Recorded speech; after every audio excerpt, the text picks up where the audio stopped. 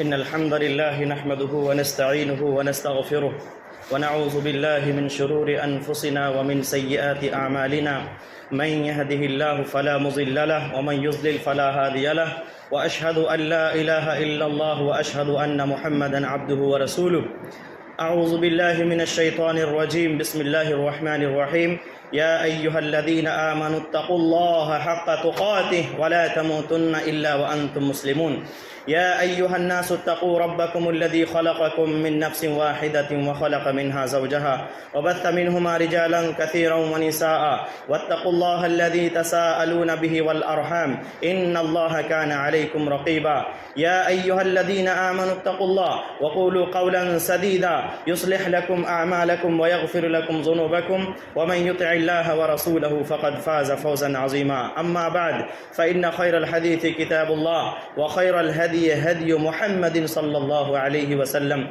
وشر الأمور محدثاتها وكل محدثة بدعة وكل بدعة ضلالة وكل ضلالة في النار أعوذ بالله من الشيطان الرجيم بسم الله الرحمن الرحيم يا أيها الذين آمنوا لا يسخر قوم من قوم عسى أن يكونوا خيرا منهم ولا نساء من نساء عسى أن يكن خيرا منهن ولا تلمزوا أنفسكم ولا تنابزوا بالألقاب بئس الاسم الفسوق بعد الإيمان ومن لم يتب فأولئك هم الظالمون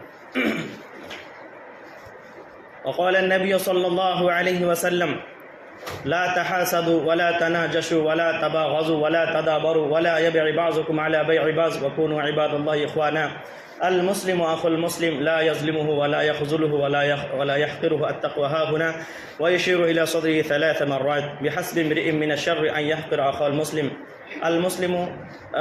كل المسلم على المسلم حرام دمه وماله وعرضه رواه مسلم سبحانك لا علم لنا إلا ما علمتنا إنك أنت العليم الحكيم رب اشرح لي صدري ويسر لي أمري واحلل عقدة من لساني يفقهوا قولي رب زدني علما اللهم رب زدني علما اللهم صل على محمد وعلى آل محمد كما صليت على إبراهيم وعلى آل إبراهيم إنك حميد مجيد اللهم بارك على محمد وعلى آل محمد كما باركت على إبراهيم وعلى آل إبراهيم إنك حميد مجيد محترم حاضرین جمعہ، آج کے اس خطبہ جمعہ کا جو میرا موضوع ہے وہ ہے ایمانی رشتہ۔ محترم حضرات، سب سے پہلے میں اللہ تعالیٰ کا شکر ادا کرتا ہوں کہ اللہ تعالیٰ نے ہمیں جمعہ کی اس جامع مسجد میں حاضر ہونے کی توفیق دی الحمدللہ۔ اس کے بعد اس کے تمام نبیوں اور رسولوں پر درود و سلام نازل ہو، خصوصاً ہمارے اور آپ کے آخری نبی جناب محمد رسول اللہ صلی اللہ علیہ وسلم پر ہزاروں ہزار درود و سلام نازل ہو، اللہم صلی علیہ اللہم بارک علیہ۔ محترم حضرات، جیسا کہ میرا موضوع ہے ایمانی رشتہ، اللہ تعالیٰ نے سورۃ الحجرات میں فرمایا انما المؤمنون اخوہ، کہ سارے مسلمان آپس میں بھائی بھائی ہیں۔ اللہ تعالیٰ نے مسلمانوں کو بھائی بھائی بنا کر بہت بڑا احسان کیا ہے کہ تمام مومن آپس میں بھائی بھائی ہیں۔ ایمان کا رشتہ سب سے عظیم رشتہ ہے میرے بھائی، سب سے عظیم رشتہ ہے، اور یہ رشتہ نور علی نور تب ہو جاتا ہے جب یہ رشتہ خون کا بھی ہو، یعنی وہ مومن بھی ہے اور سگا بھائی بھی ہے، تو ان کے حقوق اور بڑھ جاتے ہیں۔ لیکن اگر سگا بھائی تو ہے لیکن مومن نہیں ہے، موحد نہیں ہے، یا پھر باپ ہے، ماں ہے، یا بہن ہے، یا کوئی قریبی رشتہ دار ہے، رشتہ دار تو ہے قریبی لیکن کیا ہے، وہ موحد نہیں ہے، وہ بدعت و خرافات میں ملوث ہے، مزاروں کا چکر لگاتا ہے، غیر اللہ کو حاجت روا مشکل کشا داتا غریب نواز تصور کرتا ہے، غیر اللہ سے ایسی چیزوں کا سوال کرتا ہے جسے اللہ کے علاوہ جس پر کوئی قدرت نہیں رکھتا، تو یاد رکھے وہیں سے رشتہ بھی ختم ہو جاتا ہے، محبت بھی ختم ہو جاتی ہے۔ تو ایمان میں جس قدر جو زیادہ ہوگا، جس کا ایمان زیادہ ہوگا، مضبوط ہوگا، اس سے محبت بھی اتنی زیادہ ہوگی۔ اور یہی وجہ ہے کہ اس کائنات میں اللہ تعالیٰ کے بعد، کیونکہ ایمان والا اللہ تعالیٰ سے سب سے زیادہ محبت کرتا ہے، اللہ تعالیٰ نے فرمایا والذین آمنوا اشد حبا للہ، کہ جو لوگ ایمان لائے وہ اللہ تعالیٰ کی محبت میں بڑے سخت ہوتے ہیں۔ تو اللہ تعالیٰ کے بعد اس کائنات میں سب سے زیادہ جس سے محبت ہونی چاہیے، اپنی بیوی سے بھی زیادہ، اولاد سے بھی زیادہ، ماں باپ سے بھی زیادہ، رشتہ داروں سے بھی زیادہ، پوری کائنات سے زیادہ، بلکہ حتیٰ کہ اپنی جان سے بھی زیادہ جس سے محبت ہونی چاہیے وہ کس سے؟ حضرت محمد صلی اللہ علیہ وسلم سے۔ اس کے بعد کس سے؟ حضرت ابوبکر صدیق رضی اللہ عنہ سے، اس کے بعد حضرت عمر رضی اللہ عنہ سے، پھر عثمان رضی اللہ عنہ سے، پھر علی رضی اللہ عنہ سے، پھر تمام صحابہ کرام سے ہماری محبت ہے۔ اور ہماری یہ محبت ایمان کا تقاضا ہے۔ صحابہ کرام، ہم ان تمام لوگوں سے محبت کرتے ہیں جو صحابہ کرام سے محبت کرتا ہے۔ اور محبت کا مطلب صرف زبانی دعویٰ نہیں، محبت کا مطلب اتباع ہے۔ اللہ سے کوئی محبت کرتا ہے اور اللہ تعالیٰ کے احکام کی نافرمانی کرتا ہے، محبت میں جھوٹا ہے۔ نبی کریم صلی اللہ علیہ وسلم کی محبت کا دعویٰ تو کرتا ہے لیکن اتباع نہیں کرتا، تو محبت میں جھوٹا ہے۔ تو صحابہ کرام سے، تمام صحابہ کرام سے محبت کرتے ہیں، اور ان تمام لوگوں سے جو صحابہ کرام سے محبت کرتے ہیں ہم ان سے محبت کرتے ہیں، جو صحابہ کرام سے نفرت کرتے ہیں ہم ان سے نفرت کرتے ہیں، جو صحابہ کرام سے بغض اور حسد رکھتے ہیں ہم ان تمام لوگوں سے بغض اور حسد رکھتے ہیں۔ یہ ہمارا ایمان کا تقاضا ہے میرے بھائی۔ تو جس کا ایمان جس قدر مضبوط ہوگا ہم اس سے محبت بھی ویسے ہی کریں گے۔ تو مومن آپس میں ایک دوسرے سے بہت زیادہ محبت کرتے ہیں، اور یہ ایمان کا تقاضا ہے۔ اللہ تعالیٰ نے سورہ توبہ میں فرمایا والمؤمنون والمؤمنات بعضهم اولیاء بعض یأمرون بالمعروف وینہون عن المنکر ویقیمون الصلاة ویؤتون الزکاة اولئک سیرحمهم اللہ واطیعون اللہ ورسولہ اولئک سیرحمهم اللہ ان اللہ عزیز الحکیم، کہ مومن مرد اور مومنہ عورتیں ایک دوسرے کے معاون، مددگار اور دوست ہوتے ہیں، اور اسی دوستی کی بنیاد پر وہ کیا کرتے ہیں؟ نیکی کا حکم دیتے ہیں اور برائی سے روکتے ہیں۔ نیکی کیا ہے؟ نیکی، امام محمد بن عبد الوہاب رحمۃ اللہ علیہ فرماتے ہیں کہ نیکی کیا ہے؟ التوحید وجمیع ما یحب اللہ ویرضا، کہ سب سے اس کائنات میں سب سے بڑی نیکی کیا ہے؟ توحید ہے۔ اور یہی وجہ ہے کہ جو اہل توحید ہوتے ہیں توحید سے بے پناہ محبت کرتے ہیں، اور اس کی دعوت سب سے پہلے توحید ہی ہوتی ہے۔ تو نیکی کیا ہے؟ توحید، اور وہ تمام چیزیں جس کو اللہ پسند کرتا ہے اور جس سے اللہ تعالیٰ راضی ہوتا ہے۔ تو ایک مومن اپنے مومن بھائی کو توحید کی دعوت دیتا ہے اور ان تمام نیکیوں کی دعوت دیتا ہے جس سے اللہ پسند کرتا ہے اور اللہ راضی ہوتا ہے، اور کیا کرتا ہے؟ برائی سے روکتے ہیں، غلط کام سے روکتے ہیں۔ برائی کیا ہے؟ امام محمد بن عبد الوہاب رحمۃ اللہ علیہ فرماتے ہیں الشرک وجمیع ما یکرہ اللہ ویأبا، اس کائنات میں سب سے بدترین چیز کیا ہے؟ شرک ہے، سب سے بڑا گناہ شرک ہے۔ تو ایک مومن اپنے بھائی کو شرک سے تنبیہ کرتا ہے، خبردار کرتا ہے کہ شرک سے دور رہو، کفر سے دور رہو، بدعت خرافات سے دور رہو۔ تو اس کائنات میں جو سب سے بڑا گناہ ہے تو شرک ہے، تو شرک سے روکتا ہے اور ان تمام چیزوں سے روکتا ہے جس کو اللہ ناپسند کرتا ہے اور اللہ تعالیٰ نے جس سے منع کیا ہے۔ اللہ کس چیز کو پسند کرتا ہے اور کس چیز سے راضی ہوتا ہے اللہ نے قرآن میں بیان کر دیا ہے، اور احادیث میں نبی کریم صلی اللہ علیہ وسلم نے بیان کر دیے ہیں۔ اور کن چیزوں سے اللہ ناراض ہوتا ہے، کن چیزوں سے اللہ نے منع کیا ہے، قرآن میں موجود ہے، احادیث میں موجود ہے۔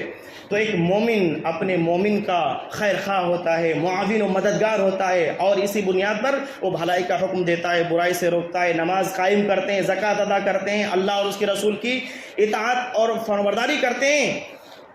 یہی وہ لوگ ہیں کہ جن پر اللہ تعالیٰ رحم کرے گا، اور اللہ تعالیٰ غالب اور حکمت والا ہے، سبحان اللہ۔ میرے بھائی، تو لہذا ایمان کا جو رشتہ ہے، ایمان کا رشتہ پیار و محبت کا رشتہ ہے، ہمدردی اور ایثار، خیر خواہی کا رشتہ ہے، ایثار کا رشتہ ہے۔ اور یہی وجہ ہے کہ صحابہ کرام میں مطلب کس طریقے سے ایک دوسرے سے پیار و محبت کرتے تھے، ہمدردی کرتے تھے، خیر خواہی کرتے تھے، اور ایثار کس طریقے سے کرتے تھے، صحابہ کرام کی زندگی سے بھری پڑی ہے میرے بھائی۔ جب اللہ کے نبی صلی اللہ علیہ وسلم اور صحابہ کرام ہجرت کر کے مکہ سے ہجرت کر کے مدینہ گئے، صحابہ کرام کے پاس کچھ بھی نہیں تھا، نہتے یہاں سے چلے گئے تھے، وہاں نہ کھانے کے لیے کچھ تھا، نہ رہنے کے لیے کچھ تھا، ان کے پاس کچھ بھی نہیں تھا۔ تو اللہ کے نبی صلی اللہ علیہ وسلم نے مواخات یعنی بھائی چارہ قائم کیا، اور انصار نے مطلب ایثار کی ایسی مثالیں قائم کی کہ رہتی دنیا تک شاید ایسی مثالیں ہمیں نظر نہ آئے. ایسی مثالیں قائم کی، ایثار کی، قربانی کی ایسی مثالیں قائم کی. صرف ایک مثال سن لیجئے. انس رضی اللہ عنہ کہتے ہیں کہ جب حضرت عبد الرحمن بن عوف رضی اللہ عنہ ہجرت کر کے مدینہ گئے، اللہ کے نبی صلی اللہ علیہ وسلم نے ان کا مواخات حضرت سعد بن ربیع سے کیا. حضرت سعد بن ربیع رضی اللہ عنہ ان کو گھر لے گئے حضرت عبد الرحمن بن عوف کو، اور کہا کہ میرے بھائی، میں مدینے کا سب سے بڑا مالدار ہوں، اور یہ باتیں سب کو معلوم ہے، مدینے کے جو لوگ ہیں سب کو معلوم ہے، اور میں تمام مالوں کو، میری تمام پراپرٹی کو 2 حصے میں تقسیم کرتا ہوں، ایک حصہ میرے لیے، ایک حصہ آپ کے لیے، اور میرے پاس 2 بیوی ہے. ایک آپ جس کو پسند کرتے ہیں میں اس کو طلاق دیتا ہوں، جب عدت گزر جائے تو آپ اس سے نکاح کر لیں. کہنے میں بڑا آسان ہے نا، کہنے میں کتنا آسان ہے کیا. اچھا، وہ حضرت سعد بن ربیع نے اپنی تمام پراپرٹی کو آدھا آدھا کرنے کا کہا کہ میں تمام پراپرٹی کو آدھا آدھا کرتا ہوں، میں سب سے بڑا مالدار ہوں اور مجھ سے بڑا کوئی نہیں ہے، اور میں آدھا آدھا کرتا ہوں، آدھا آپ کے لیے آدھا میرے لیے. ایک 2 بیوی ہے جس کو آپ پسند کریں، میں طلاق دیتا ہوں، آپ عدت گزرنے کے بعد نکاح کر لیں. کتنا آسان ہے کہنے میں نا. لیکن ذرا اپنے بارے میں سوچیں کہ ہمارا کوئی مواحد بھائی پریشان رہتا ہے 100 روپیہ دینے کے لیے ہم کتنا ہچکچاتے ہیں. ارے بھائی وہ تو چھوڑیں، ہمارا جو خونی رشتہ جن سے ہماری بہن کو ہم اپنا وراثت سے محروم کرتے ہیں. آپ کے ہاں کیا ہے مجھے نہیں معلوم، لیکن اکثر و بیشتر جگہوں میں کیا ہوتا ہے کہ اپنی بہن کو وراثت سے محروم کر دیتے ہیں لوگ. وہ چیزیں جس نے خون پسینے سے کمایا نہیں، ان سے بھی محروم کر دیتے ہیں، اللہ کی نافرمانی کرتے ہیں. اور صحابہ کرام کیا کرتے تھے؟ اپنی کمائی ہوئی جائیداد کو صرف اللہ کی محبت کے لیے، اللہ کی خوشنودی کے لیے، اپنے مومن بھائی کے لیے نشاور کرنے کے لیے تیار ہو گئے. کیا ہمارے اندر جذبہ ہے؟ اگر ہمارے اندر یہ جذبہ نہیں ہے تو ہمیں اپنے ایمان کا جائزہ لینا چاہیے کہ ہم کہاں کھڑے ہیں. تو صحابہ کرام کس طریقے سے اپنے مومن بھائی کے لیے سب کچھ نچھاور کرنے کے لیے تیار تھے. لیکن حضرت عبد الرحمن نے کہا کہ اللہ تعالیٰ آپ کے مال میں اور آپ کی بیوی میں سب کچھ میں برکت دے. بارک اللہ لک و مالک، اللہ تعالیٰ آپ کے مال میں برکت دے. مجھے تجارت کرنی ہے، مجھے منڈی کا بتا دیجئے کہاں بازار لگتا ہے. چنانچہ وہ تجارت کرنے لگے، گھی اور پنیر سے تجارت شروع کیے، اور اللہ تعالیٰ نے بے پناہ مطلب اس میں برکت دی. تو اس طریقے سے صحابہ کرام کس طریقے سے اپنے مومن بھائیوں سے محبت کرتے تھے. تو میرے بھائیوں، ہمیں بھی یہی کرنا چاہیے. صحابہ کرام کے نقش قدم پہ چلتے ہوئے ہمیں بھی اپنے مومن بھائیوں سے محبت کرنی چاہیے، قربانی ان سے ہمدردی کرنی چاہیے، خیر خواہی کرنی چاہیے، ایثار اور قربانی کا جذبہ پیش کرنا چاہیے. لیکن آج تو ہم صرف دعویٰ ہی کرتے ہیں، ہمارا عملی میدان میں بہت زیادہ پیچھے ہیں میرے بھائی. اللہ کے نبی صلی اللہ علیہ وسلم نے فرمایا، صحیح بخاری میں حدیث ہے، مثل المؤمنین فی توادہم وتراحمہم وتعاطفہم مثل الجسد الواحد، کہ مومنوں کی مثال ایک دوسرے کے ساتھ محبت کرنے، ایک دوسرے پر ترس کھانے اور ایک دوسرے پر شفقت کرنے میں ایک جسم کے مانند ہے، کہ اگر اس کا ایک عضو بیمار ہوتا ہے تو سارا جسم بخار کے ساتھ تڑپ اٹھتا ہے. جیسے میرے جسم میں اگر ایک پھوڑا نکل جائے یا جسم میں کسی جگہ کانٹا چبھ جائے تو پورے جسم میں اس تکلیف کو محسوس کرتے ہیں نا.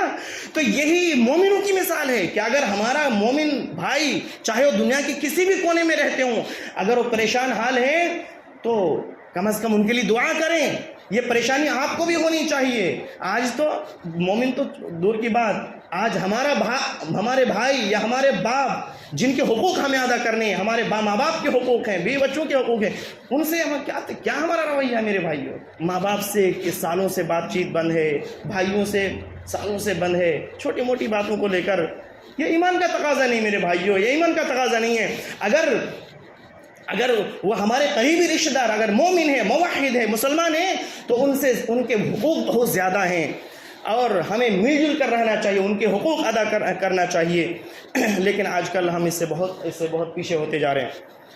محترم حضرات، تو ایک مومن کو دوسرے مومن کے ساتھ انتہائی اچھا سلوک کرنا چاہیے، اور یہ ایمان کا تقاضا ہے. ان سے ہمدردی کرنا چاہیے، اثار و قربانی کرنی چاہیے.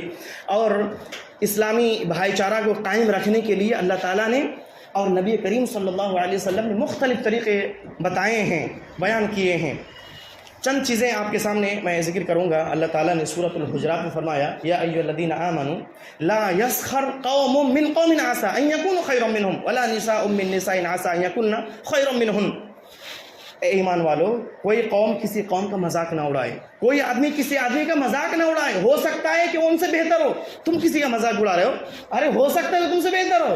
اسی طرح کوئی عورت کسی عورت کا مذاق نہ اڑائے، قریب ہے کہ وہ ان سے بہتر ہے۔ آپ ذرا بتائیں کہ مذاق کب اڑاتا ہے، کوئی کسی کا مذاق کب اڑاتا ہے؟ جب اپنے آپ کو سب سے زیادہ افضل اور بہتر سمجھتا ہے اور سامنے والے کو حقیر اور کمتر سمجھتا ہے، تبھی اس کا مذاق اڑاتا ہے۔ لیکن کیا معلوم ہے کہ بہتری کا معیار کیا ہے؟ یہ تو اللہ تعالیٰ کا فضل و کرم ہے کہ اللہ تعالیٰ نے بہتری کا معیار مال و دولت میں نہیں رکھی، بہتری کا معیار خوبصورتی میں نہیں رکھی، بہتری کا معیار اپنے سماج میں باعزت ہے اس پہ نہیں رکھی۔ آج کل کیا ہے، ہم اور آپ کیا سمجھتے ہیں، مال و دولت میں بہت اونچا ہے، وہ بہت اچھے ہیں، ارے وہ بڑا خوبصورت ہے، وہ بہت اچھا ہے، ان کا معاشرے میں بڑا نام ہے، بہت اچھا ہے۔ بہتری کا معیار یہ نہیں ہے، اللہ نے بہتری کا معیار کیا بتا دیا ہے، ان اکرمکم عند اللہ اتقاکم، تم میں سب سے زیادہ اکرم، معزز، مکرم کون ہے اللہ تعالیٰ کے نزدیک؟ جو سب سے زیادہ متقی ہو، پرہیزگار ہو، وہ بہتر ہے۔ اگر بہتری کا معیار شکل و صورت ہوتی، حضرت بلال رضی اللہ عنہ کو اتنا اونچا مقام نہیں ملتا، جو غلام تھے، حبشی غلام تھے، کالے کلوٹے تھے، لیکن اسلام میں ان کا مقام کتنا بلند ہے میرے بھائیو، کتنا بلند ہے۔ تو کوئی کسی کا مذاق نہ اڑائے، کوئی کسی کو حقیر نہ سمجھے، نہ مرد مرد کا مذاق اڑائے، نہ عورت عورت کا مذاق اڑائے۔ اللہ نے آگے فرمایا وَلَا تَنَابَزُوا بِالْأَلْقَابِ، اور کسی کو برے القاب سے مت پکارو۔ حقیر مطلب حقیر سمجھتا ہے، اسی لیے برے القاب سے پکارتا ہے اس کو۔ تو جانتے ہیں ہم اور آپ کیا کرتے ہیں دنیا میں، کچھ ایسی غلطیاں کرتے ہیں، ہمیں احساس ہی نہیں ہوتا ہے، لیکن کیا فرشتے نوٹ نہیں کر رہے ہیں؟ فرشتے نوٹ کر رہے ہیں۔ ہم گناہ نہیں سمجھ رہے اس کو، ہماری اس زبان سے ہم کتنے لوگوں کو تکلیفیں دیتے ہیں، اذیتیں دیتے ہیں، اسی زبان سے ہم نفرتیں پیدا کرتے ہیں، اور فرشتے نوٹ کر رہے ہیں، ہمیں کوئی احساس نہیں ہے۔ قیامت کے دن جب جائیں گے تب ہمیں پتہ چلے گا کہ ارے تمام چیزیں نوٹ ہے، تمام چیزیں، نہ چھوٹی چیزیں چھوڑیے نہ بڑی چیزیں چھوڑیے، تمام چیزیں لکھ رکھی ہے۔ تو وہاں سے مرنے سے پہلے ہم اپنا محاسبہ کر لیں۔ اسی طرح اللہ تعالیٰ نے آگے فرمایا یا ایھا الذین آمنوا اجتنبوا کثیرا من الظن ان بعض الظن اثم، کہ اے ایمان والو بہت زیادہ گمان کرنے سے بچو، کیونکہ بعض گمان جو ہے نا گناہ ہوتے ہیں۔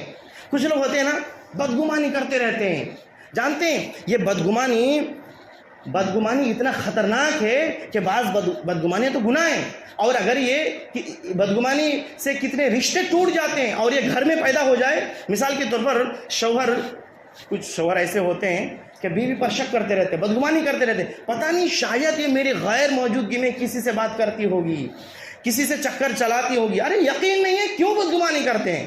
ہو سکتا ہے کہ بدگمانی آپ جو گمان کر رہے ہیں ہو سکتا ہے سچ بھی ہو، لیکن اکثر بیشتر کیا ہوتا ہے وہ جھوٹی ہوتی ہے۔ لیکن ہم بدگمانی کرتے کرتے کرتے وہ گھر مطلب ٹوٹ جاتا ہے، رشتے ٹوٹ جاتے ہیں، نفرتیں پیدا ہوتی ہیں۔ آپ ذرا سوچیں کہ میاں بیوی میں بدگمانی کی وجہ سے کتنے لڑائی جھگڑے ہوتے ہیں، اور ہمارے بچوں پر کتنا غلط اثر پڑتا ہے، ہمارے بچے بگڑتے ہیں۔ تو اس لیے اللہ کے واسطے بہت زیادہ بدگمانی نہ کریں، اللہ تعالیٰ نے منع کیا۔ اللہ کے نبی صلی اللہ علیہ وسلم نے فرمایا ایاکم والظن فإن الظن اکذب الحدیث، دیکھو بدگمانی سے بچو، کیونکہ اکثر و بیشتر بدگمانیاں کیا ہوتی ہیں؟ جھوٹی ہوتی ہیں۔ اس کے بعد اللہ نے فرمایا ولا تجسسوا، اور جاسوسی نہ کیا کرو۔ کچھ لوگوں کی عادت کیا ہوتی ہے معلوم ہے؟ کسی کے ٹو میں پڑے رہتے ہیں کہ وہ دیکھتے ہیں وہ کیا کرتا ہے، کس سے بات کرتا ہے، کہاں سے آ رہا ہے، کہاں جا رہا ہے، ارے کیوں ہنس رہا ہے، یعنی ہر چیز میں وہ جاسوسی کرتا رہتا ہے۔ کوئی بات کر رہے ہیں چپکے سے کان لگا کے سنتے، دیکھتے ہیں کیا بات کرتا ہے۔ دو آدمی آپس میں بات کرتے ہیں، شاید میرے مخالف میں شاید بات کرتا ہوگا، یعنی مطلب جو جاسوسی کرتے رہتے ہیں۔ جاسوسی کرنے کا ان کا مقصد کیا ہوتا ہے؟ مقصد یہ ہوتا ہے کہ تھوڑی سی کوئی ان کی غلطی مل جائے نا، ہاں ان کی کوئی کمی مل جائے، بے عزت کریں گے اس کو، یعنی معاشرے میں ذلیل کرنے کے لیے، رسوا کرنے کے لیے اس کی جاسوسی کرتے رہتے ہیں۔ تو یہ انتہائی بدترین خصلت ہے جس سے اللہ تعالیٰ نے منع کیا ہے کہ ولا تجسسوا، جاسوسی نہ کیا کرو، کسی کی ٹوہ میں نہ پڑو، کیونکہ یہ ایمان والوں کا شیوا نہیں ہے کہ کسی کی جاسوسی کرتا رہے، کسی کے ٹوہ میں پڑے، کسی کو بے عزت کرنے کی مطلب کوشش کرتے رہیں کہ کیسے اس کی غلطی ملے گی کہ میں اس کو معاشرے میں بدنام کروں گا۔ اسی طریقے سے اللہ تعالیٰ نے فرمایا وَلَا يَغْتَبْ بَعْضُكُمْ بَعْضًا، غیبت کرنے سے اللہ نے منع کیا. جانتے غیبت کیا ہے؟ اللہ کے نبی صلی اللہ علیہ وسلم نے فرمایا، صحیح مسلم میں حدیث موجود ہے، اتدرون ما الغیبہ، جانتے ہو غیبت کیا ہے؟ صحابہ کرام نے کہا کہ اللہ اور اس کے رسول بہتر جانتے ہیں. تو آپ صلی اللہ علیہ وسلم نے فرمایا، ذکر کا اخا کا بما یکرہ، تمہارے اپنے بھائی کی ایسی بات کرنا جسے وہ ناپسند کرتے ہوں، ان کی غیر موجودگی میں ان کی ایسی بات کرو کہ اگر وہ سن لیں تو ناپسند کریں کہ یار کیسے لوگ ہیں، میرے بارے میں ایسی باتیں اڑا رہے ہیں. تو صحابہ نے پوچھا، اللہ کے نبی اگر وہ چیز اس کے اندر موجود ہے، یعنی جو چیزیں میں اپنے بھائی کے بارے میں غیر موجودگی میں کر رہا ہوں وہ چیز اس کے اندر موجود ہے، تو کیا یہ بھی غیبت ہے؟ آپ صلی اللہ علیہ وسلم نے فرمایا، اگر وہ چیز اس کے اندر موجود ہے تو یہی تو غیبت ہے، اگر نہیں ہے تو پھر یہ بہتان ہے جو اس سے بھی بڑا گناہ ہے. ذرا سوچیں، ہم اور آپ کتنی غیبت کرتے رہتے ہیں.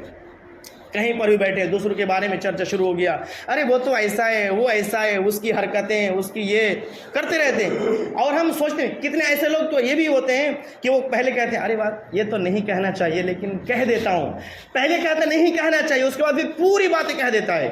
جانتے ہیں اس کی خطرناکی کتنی زیادہ ہے؟ اللہ تعالیٰ نے فرمایا، وَلَا يَغْتَبْ بَعْضُكُمْ بَعْضًا، اور تم میں سے کوئی کسی کی غیبت نہ کرے. أَيُحِبُّ أَحَدُكُمْ أَن يَأْكُلَ لَحْمَ أَخِيهِ مَيْتًا، کیا تم میں سے کوئی پسند کرتا ہے کہ وہ اپنے مردے بھائی کا گوشت کھائے، مرے ہوئے بھائی کا گوشت کھائے؟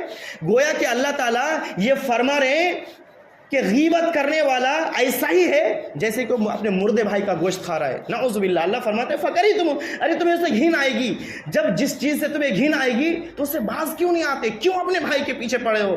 کیوں اپنے بھائی کی غیبت کر رہے ہو؟ اگر ان کے اندر کچھ برائی ہے جاؤ نا، پرسنل میں جاؤ، ان کو سمجھاؤ یہ نیکی ہے، یہ خیر خواہی ہے، یہ ہمدردی ہے، یہ محبت ہے. لیکن غیبت کے پیچھے پڑے رہتے ہیں، یہ بالکل غلط ہے. اللہ تعالیٰ نے منع کیا ہے. اور قیامت کے دن کیا انجام ہوگا اس کا کہ اللہ تعالیٰ ان لوگوں کو جو دنیا میں غیبت کیا کرتے تھے اور گوشت کھاتے تھے اپنے بھائی کا، اللہ تعالیٰ قیامت کے دن اس کے گوشت کو مردہ کی شکل میں لائے گا اور کہے گا کہ جس طریقے سے زندہ میں دنیا میں اس کی غیبت کر کے گوشت کھاتے تھے، اب مردہ حالت میں کھاؤ. چنانچہ وہ کھائے گا اور بد شکل ہو جائے گا اور انتہائی چیخے گا، چلائے گا. تو میرے بھائیو، غیبت سنگین جرم ہے، اس سے ہمیں بچنا چاہیے. اللہ تعالیٰ نے فرمایا آخر میں واتقوا اللہ، اور اللہ تعالیٰ سے ڈرتے رہو. جانتے ہیں اللہ تعالیٰ سے ڈر، اللہ تعالیٰ کا ڈر، یہ جو بری خصلتیں ہیں جس سے سماج میں نفرت اور بغض، حسد، کینہ، کپٹ پیدا ہوتا ہے، بہترین ماحول خراب ہو جاتا ہے، امن و سکون ختم ہو جاتی ہے، یہ ان چیزوں سے اور اس کے علاوہ اور بھی کئی چیزوں سے. تو اس کا علاج کیا اللہ نے فرمایا واتقوا اللہ، اللہ سے ڈرو. اگر تمہارے دل میں اللہ کا ڈر ہوگا، اللہ کا خوف ہوگا کہ کوئی دیکھے نہ دیکھے، میں جس کی غیبت کر رہا ہوں، جس کو برا بھلا کر رہا ہوں، جس کو بدنام کرنے کی کوشش کر رہا ہوں، جس کے بارے میں بدگمانی کرتا ہوں، کوئی سوچے یا نہ سوچے، کوئی دیکھے یا نہ دیکھے، اللہ تو دیکھ رہا ہے نا، تو پھر وہ چھوڑ دے گا. تو اللہ نے فرمایا واتقوا اللہ، اللہ تعالیٰ سے ڈرو، اللہ تعالیٰ کا ڈر اپنے اندر پیدا کرو، جہاں کہیں بھی رہو اللہ تعالیٰ سے ڈرتے رہو. اور پھر اللہ کے نبی صلی اللہ علیہ وسلم نے احادیث میں وہ چیزیں جو بری خصلتیں ہیں جس سے نفرتیں پیدا ہوتی ہیں، بغض و حسد جنم لیتی ہے، اس سے بھی منع کیا ہے. فرمایا لا تحاسدوا ولا تناجشوا ولا تباغضوا ولا تدابروا ولا يبع بعضكم على بيع بعض وكونوا عباد الله اخوانا. دیکھو تم آپس میں ایک دوسرے سے حسد نہ کرو. حسد یعنی جانتے ہیں حسد کیا ہے؟ مسلمان بھائی کو جو اللہ نے نعمت دی ہے تو کہتا ہے کہ اللہ تعالیٰ اس نعمت کو چھین لے. ارے اس کو نعمت کیوں مل گئی؟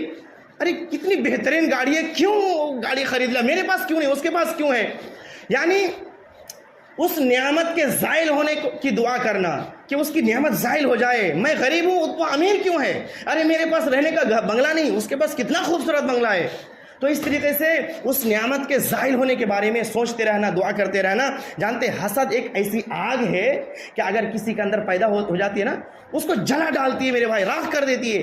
اس لیے حسد کرنے کا کوئی فائدہ نہیں ہے، حسد کو چھوڑ دیں. اللہ کے نبی صلی اللہ علیہ وسلم نے اس سے باز رہنے کا حکم دیا ہے. اس کے بعد پھر ولا تباغضوا، اور کیا کرو؟ ایک دوسرے کے بارے میں بغض نہ رکھو. کیوں یہ دل کو پاک صاف رکھو، اس دل کو پاک صاف رکھو. کسی کی نفرت، کسی کا بغض، کسی کا حسد اس دل میں نہ رکھو. اللہ سے محبت رکھو، اپنے مومن بھائیوں سے محبت رکھو، اسی میں کامیابی ہے. اس کے بعد پھر اللہ کے نبی صلی اللہ علیہ وسلم نے آخر میں فرمایا کل المسلم علی المسلم المسلم اخو المسلم، مسلمان کو تو بھائی ہے. وکونوا عباد اللہ اخوانا، اے اللہ کے بندو سب بھائی بن کر رہو، سب بھائی بن کر رہو. کل المسلم علی المسلم المسلم اخو المسلم، مسلمان کا تو بھائی ہے. اور کل المسلم علی المسلم حرام دم و مال و عرض، اور ہر مسلمان کا دوسرے مسلمان پر کیا حرام ہے؟ خون حرام ہے، اس کا مال حرام ہے، اس کی عزت و آبرو حرام ہے۔ آج کیا ہو رہا ہے کہ کوئی کسی کی بھی خون کر رہا ہے، حالانکہ اپنے آپ کو کیا کہتا ہے؟ میں مومن ہوں، میں مسلمان ہوں، میں موحد ہوں، لیکن خون کر رہا ہے چھوٹی چھوٹی باتوں پر۔ ابھی کہیں کا واقعہ شاید آیا ہے کہ اس نے اپنے دادا کو قتل کر دیا۔ یہ مطلب آئے دن ایسا ہوتا رہتا ہے۔ کیا وجہ ہے کہ ایسا ہوتا رہتا ہے؟